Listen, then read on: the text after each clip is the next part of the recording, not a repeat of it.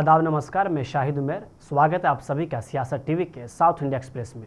आइए देखते हैं मुख्य समाचार।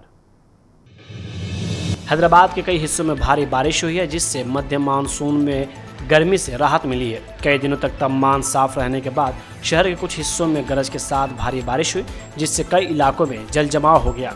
मौसम विशेषज्ञ टी बालाजी के मुताबिक अगले कुछ घंटों में पूरे हैदराबाद में 50 मिमी बारिश होने की संभावना है। नागरिकों से मौसम के दौरान घर के अंदर रहने और अनावश्यक यात्रा से परहेज करने का आग्रह किया गया है, क्योंकि आईएमडी ने पेड़ और बिजली के खंभे गिरने, फिसलन भारी सड़कों और सार्वजनिक परिवहन में व्यवधान की चेतावनी जारी की है। वहीं आईएमडी ने अलग अलग स्थानों, शहर और उपनगरों में बिजली गिरने और तेज हवाओं के साथ तूफान की भविष्यवाणी की है। वहीं 9 अगस्त तक येलो अलर्ट जारी किया गया है और अनुमान के मुताबिक 8 से 9 अगस्त तक भारी बारिश हो सकती है। कालेश्वरम परियोजना पर टिप्पणी करते हुए टीपीसीसी अध्यक्ष महेश कुमार गौड़ ने कहा कि कैबिनेट रिपोर्ट के तथ्यों और सामग्री पर विस्तार से चर्चा करेगी। हम कालेश्वरम परियोजना के निर्माण में गड़बड़ी के बारे में शिकायत करते रहे हैं। बजट की घोषणा 3 बार की गई थी, 38,000 करोड़ रुपए से 1,20,000 करोड़ रुपए तक। परियोजना एक अलग स्थान पर बनाई गई थी। कालेश्वरम से मल्लाना सागर तक 10 स्तरों पर पानी उठाने के लिए न्यूनतम लागत आती है। आगे उन्होंने कहा कि उन्होंने बिना प्रक्रिया के निर्माण क्यों किया। परियोजना का निर्माण बिना किसी गुणवत्ता के किया जा रहा है। तेलंगाना के मुख्यमंत्री ए रेवंत रेड्डी ने आज हैदराबाद की गचिबौली में अमेरिकी दवा company Eli Lilly and company के ग्लोबल कैपेसिटी सेंटर का शुभारंभ किया है। केंद्र artificial intelligence, cloud computing, automation and software product engineering पर ध्यान केंद्रित करेगा। उद्घाटन साइट का लक्ष्य दुनिया भर में स्वास्थ्य क्षेत्र की कुछ प्रमुख चुनौतियों का समाधान करना है। इससे स्थानीय परिभाषाओं को अवसर मिलने की संभावना है। फिनिक्स इक्विनॉक्स बिल्डिंग में जीसीसी 4 मंजिलों में 2,20,000 वर्ग फुट में फैला है। सुविधा ने पहले ही 100 पेशेवरों को काम पर रखा है और अगले कुछ वर्षों में कार्यबल को 1,500 तक विस्तारित करने की योजना है। तेलंगाना जागृति के अध्यक्ष और एमएलसी की कविता ने पिछड़ा वर्ग बीसी समुदायों के लिए 42% आरक्षण की मांग को लेकर आज हैदराबाद में इंदिरा पार्क के पास धरना चौक पर 72 घंटे की भूख हड़ताल शुरू की है। यह विरोध लगभग 112 बीसी समुदायों में से 40 को अपनी समस्याओं को सामने रखने का मौका देने के लिए बनाया गया है। उन्होंने कहा कि 72 घंटे तक न तो पानी पिएंगे और न ही कुछ खाएंगे। यह कहते हुए कि तेलंगाना जागृति हमेशा सरकार द्वारा निर्धारित विरोध प्रदर्शन के समय पर अड़ी रहती है। कविता ने सरकार से 72 घंटे की भूख हड़ताल की अनुमति देने की अपील की। उन्होंने कहा, अगर आप इससे इनकार करते हैं और हमें पुलिस स्टेशन या अस्पताल या घरों में ले जाते हैं तो हम वही धरना देंगे। कविता, जो पिछले कुछ महीनों से सक्रिय रूप से कार्यक्रम आयोजित कर रही हैं और विभिन्न मुद्दों पर बोल रही हैं, बीसी के लिए आरक्षण की मांग कर रही हैं। तेलंगाना से कई कांग्रेस कार्यकर्ता और नेताओं ने एक विशेष टीम के साथ नई दिल्ली के लिए रवाना हुए। वे 6 अगस्त को मुख्यमंत्री ए रेवंत रेड्डी के नेतृत्व में एक विरोध प्रदर्शन में भाग लेने के लिए तैयार हैं, जिसमें राज्य विधानमंडल द्वारा पारित पिछड़ा वर्ग आरक्षण बिल के लिए राष्ट्रपति की मंजूरी की मांग की जाएगी। वहीं पार्टी सूत्रों ने बताया कि विशेष ट्रेन सोमवार को यानी 4 अगस्त आज सुबह चरलापल्ली रेलवे स्टेशन से रवाना हुई। वहीं ट्रेन में चढ़ने वालों में तेलंगाना कांग्रेस अध्यक्ष बी महेश कुमार गौड़, राज्य मामलों की एआईसीसी प्रभारी मीनाक्षी नटराजन और राज्य पिछड़ा वर्ग कल्याण मंत्री पुन्नम प्रभाकर शामिल थे। ट्रेन में चढ़ने से पहले पत्रकारों से बात करते हुए गौड़ ने आरोप लगाया कि केंद्रीय मंत्री जी किशन रेड्डी और अन्य भाजपा नेता मुसलमानों को शामिल करने का हवाला देकर बीसी को 42% कोटा देने में बाधा डालने की कोशिश कर रहे हैं। जवाब में तेलंगाना में भाजपा ने आरोप लगाया कि कांग्रेस बीसी को 42% कोटा देने का वादा करने के बावजूद अब पिछड़े वर्गों की आड़ में इसका 10% मुसलमानों को आवंटित कर रही है। बिहार में विशेष गहन पुनरीक्षण एसआईआर पर कांग्रेस सांसद किरण कुमार चमाला ने कहा कि चुनाव आयोग विशेष रूप से कुछ समुदायों के मतदाताओं को हाशिए पर रखकर बिहार में एसआईआर के दौरान चुनावी धोखाधड़ी को सक्षम कर रहा है। इससे सत्ताधारी राजनीतिक दल को फायदा होगा। हम विपक्षी दल चाहते हैं कि चुनाव आयोग पारदर्शी हो और एसआईआर पर संसद में चर्चा हो, लेकिन उन्हें कोई दिलचस्पी नहीं है।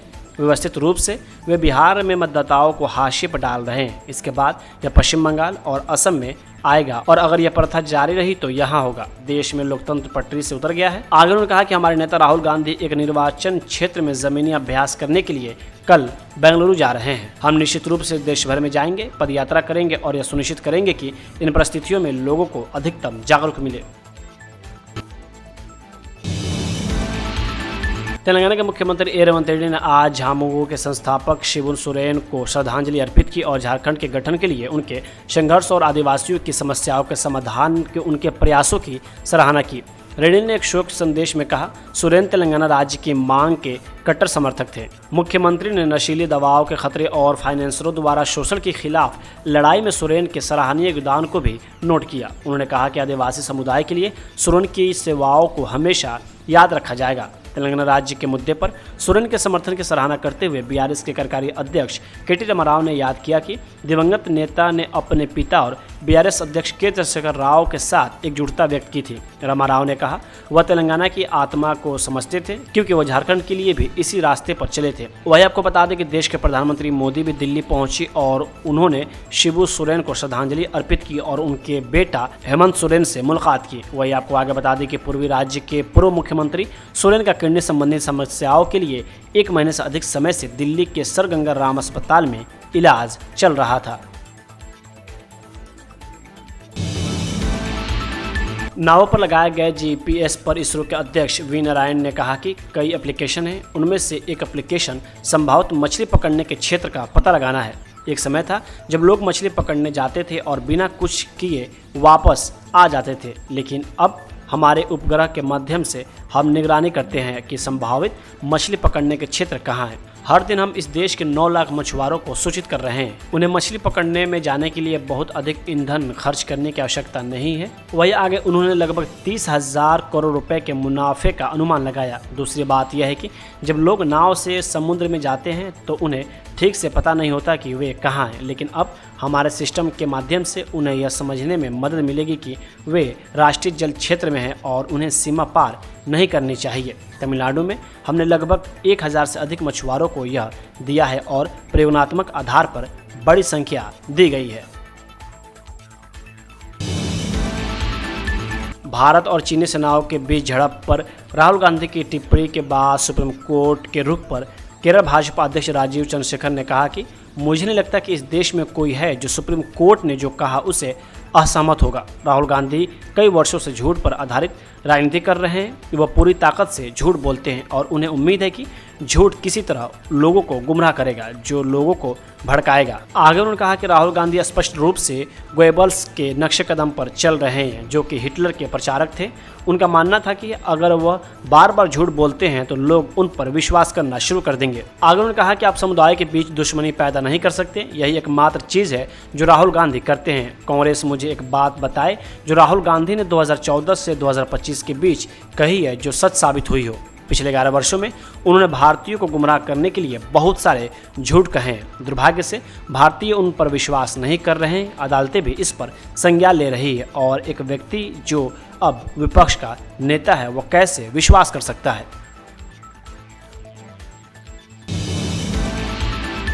दिल्ली में सुबह की सैर के दौरान कांग्रेस सांसद आरसुधा की सोने की चैन की घटनाओं पर कांग्रेस सांसद प्रियंका गांधी वाड्रा ने कहा कि दूतावास के पास के इलाके जहां वह टहल रही थी आमतौर पर सुरक्षित है, इसलिए यह आश्चर्य की बात है। आगे उन्होंने कहा कि दुर्भाग्य से जब वहां पुलिस वाहन के पास पहुंची तो उन्होंने ज़्यादा प्रतिक्रिया नहीं दी। अगर एक सांसद के साथ ऐसा मामला सामने आता है तो आम महिलाएं कैसी सेफ रहेंगी।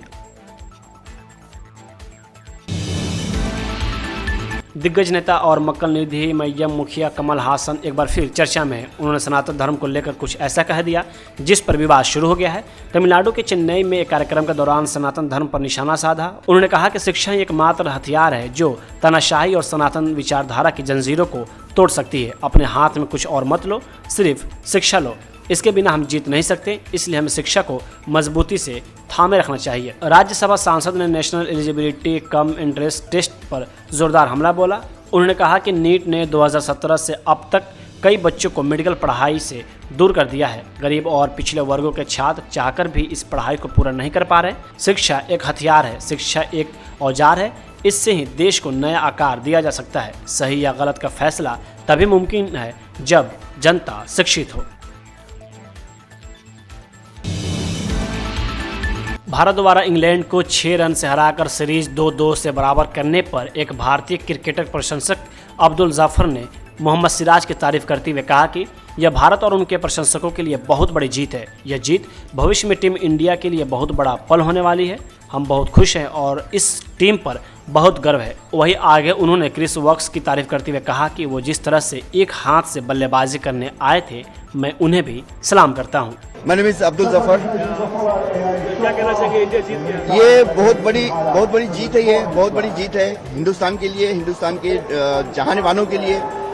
5 दिन से लगातार मैच नीचे ऊपर हो रहा था। कल भी पता नहीं था कि मैच किस मोड़ पर जाएगा, लेकिन आज की जो जीत है ये आने वाले दिनों के इंडियन क्रिकेट टीम के लिए बहुत बड़ी खुशी कारगर साबित होगी। और मैं मुबारकबाद देता हूँ शुभमन गिल को, गौतम गंभीर को, सारे हिंदुस्तान की टीम को, सारे हिंदुस्तान के फैंस को। We are very happy, we are very proud of this team from the beginning. जिस दिन से मैच स्टार्ट हुआ लीड से, हालांकि एक्सपीरियंस कम था, इस वजह से हम पहला टेस्ट मैच हारे हैं और उसके बाद जो ड्रॉ भी हुआ है लॉर्ड्स में, लेकिन ये मैच बहुत ही कारगर साबित हुआ मैच। और लास्ट में एक बात कहूँगा, जो क्रिस वोक आए हैं एक हाथ से बैटिंग करने के लिए, उनको भी सैल्यूट है, क्योंकि इतनी मुश्किल घड़ी में आके वो कोशिश किए हैं। लेकिन हिंदुस्तान के लिए बहुत बड़ी जीत है, वेरी बिगेस्ट अचीवमेंट।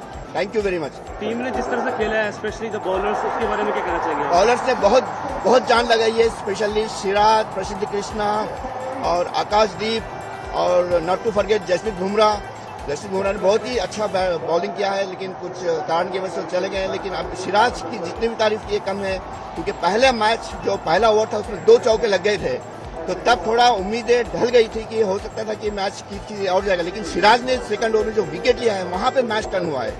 और उसके बाद में केएल राहुल से एक हल्का सा कैच मिस हुआ, मिस ने बहुत हार्ड चांस था। उसके बाद में और बाउंड्री पे जो मिस हुआ तो थोड़ा लग रहा था ये मैच कहीं और जाएगा। लेकिन जय इंडिया, जय हिंदुस्तान, जय टीम इंडिया। भारत ने इंग्लैंड को 6 रनों से हराया। वही सीरीज के बाद भारतीय तेज गेंदबाज मोहम्मद सिराज ने कहा कि मैं इस मैच को बहुत ज़्यादा रेटिंग दूंगा। जिस तरह से हमने पहले दिन से 5वें दिन तक संघर्ष किया, हम अविश्वसनीय रूप से लड़े। हमें एक दूसरे पर भरोसा था कि हम यह मैच जीतेंगे। जा सकते थे, वो हम लोग सभी सोच रहे थे। आप बताइए ये कहाँ रेट करें? हाँ, इसको तो हाईली रेट करूँगा, क्योंकि जैसे हम लोग ने फर्स्ट डे से लेके अभी तक 5th सीरीज़ और 5th डे, मतलब जैसा फाइट किया है हम लोग ने, एक unbelievable fight, each and every one dressing room and believe इतना था ये ड्रेसिंग रूम में, हर किसी के ऊपर बिलीव था कि हम लोग यहाँ से कर दें, क्योंकि यंगस्टर है, हर कोई है, मतलब हर किसी का बिलीव ऐसा था कि हम लोग यहाँ से मैच जीतेंगे।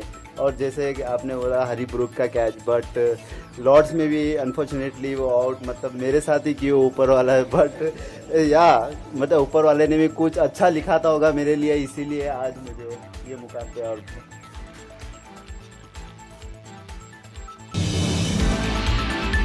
साउथ इंडिया एक्सप्रेस यही होता है समाप्त। मुझे दे अब इजाज़त। बाकी खबरों के लिए बने रहें सियासत टीवी के साथ।